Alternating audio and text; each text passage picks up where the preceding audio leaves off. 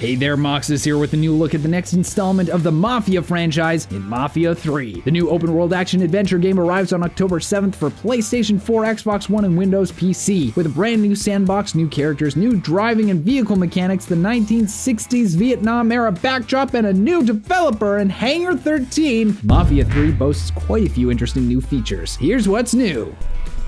The new city of New Bordeaux. The first Mafia game was set in the fictional city of Lost Heaven, based on the real-life cities of Chicago and San Francisco. Mafia 2 was set in the fictional city of Empire Bay, based on New York, Boston, and Detroit. Mafia 3 continues that tradition with a new fictional city for its setting in New Bordeaux, which is clearly based on New Orleans, Louisiana. It's an aspect to the franchise that is similar to Grand Theft Auto, which also features fictional cities modeled after real ones for its open-world setting. New Bordeaux is a completely open-world sandbox completely built from the ground up. The city is divided into multiple districts from the French Quarter to the Bayou, complete with swamps and gators. For the campaign, players will be able to unlock new parts of the city, which is filled with NPCs. New vehicle features. It's all about the cars. Chicks dig the cars. Previous Mafia games have always been big on their driving mechanics. Mafia 3 is no exception to that rule, and gamers will literally be off to the races in the game. Mafia 2 incorporated racing sections which were developed for the first game but didn't make it into the final product. Racing will be back for Mafia 3, and there will even be free races available as free post-launch content. Much like previous Mafia games, there will be a great variety of vehicles at the disposal of players, all properly designed for the time period. Cars are once again customizable, but developer Hangar 13 has completely redesigned the driving for the game. This means that the game will simulate driving on different types of surfaces. Cars will handle differently on rougher terrain like gravel than they would on smoother pavement or concrete. Driving in wet, damp, muddy areas in the bayou will also have an impact on how players drive. Overall, the driving experience is meant to simulate players being behind the wheel of a real vehicle, and also evoke the style of Hollywood driving, specifically Steve McQueen's Bullet. However, unlike any of the previous Mafia games, players will be able to finally take to the water with various watercraft. This comes in the form of motorboat models like the Njord Seafarer or the Eckerd Columbus. Players can even acquire a Salamander airboat, perfect for going down on the bayou. Including DLC, Mafia 3 will feature about 50 different drivable vehicles in total. New combat mechanics. The gameplay for Mafia 2 introduced a cover-based shooting system, which is back once again for Mafia 3. However, there's a variety of new combat techniques and moves that will be at the disposal of gamers in their conquest of New Bordeaux. Gameplay for Mafia 3 now enables players to interrogate NPCs. This can come in the form of threatening the NPCs or actually scaring them silly by forcing them into a passenger seat of a car and driving like a maniac. Interrogation offers players ways to gain more information on their objectives. Players could also pull off some very unique combat takedowns to execute their enemies. This could mean repeated stabbings via a combat knife or an execution-style death from the barrel of Clay's weapon. If you favor brute force, you can even melee someone to death with a shotgun. Over the course of the game, players will be able to unlock various new takedowns and combat moves. In addition, when action descends into large-scale shootouts, Link and Clay will have the option to actually bring in reinforcements to help out. What's more, Hangar 13 has revamped the gameplay objectives with the mentality that death is the only failure. That means that as long as Clay survives all of his encounters, it's still possible to complete his objective. Yeah, there's more than one way to skin a cat. Link can take a more aggressive approach to his objectives by going in guns blazing, or he can take a more stealthy route. The Lieutenant System. Mafia 3, more than any other previous Mafia games, features a much stronger focus on overtaking a city and building a criminal empire from the ground up. There is a new Lieutenant System that's crucial to this gameplay element. Link and Clay has 3 crime lieutenants serving as his underbosses in the world of Mafia 3. Vito Scaletta from Mafia 2, the Haitian voodoo queen Cassandra, and the gruff Irishman Thomas Burke. New to Mafia 3 is how Link and Clay will divide control of the districts of New Bordeaux among his lieutenants. How these decisions are made will have a direct impact on gameplay and the game's narrative. The future success of certain districts will hinge on how players, as Clay, decide to divvy up the power base. Choosing one lieutenant over the other could draw their anger, possibly enough to get them to betray you. The lieutenants that players deal with also determine which upgrades players will have access to and how much income they will draw in throughout the game. It certainly appears that Mafia 3 has created a more realistic, immersive experience unlike any previous game in the series before. Turf wars and financial damage. In Mafia 3, Link and Clay wages a war against the Italian Mafia to systematically dismantle their empire and create his own. This can be done in a variety of ways. A big part of bringing down the Italian mob is to hit them where it hurts the most, in their wallets. This means players can disrupt the Mafia by taking out their businesses, including drug boats, drug dens, drug factories, robbing dealers and suppliers, and and prostitution rings. Players will be able to attack the businesses of the Mafia and rival gangs and take them as their own, improving their own cash flow.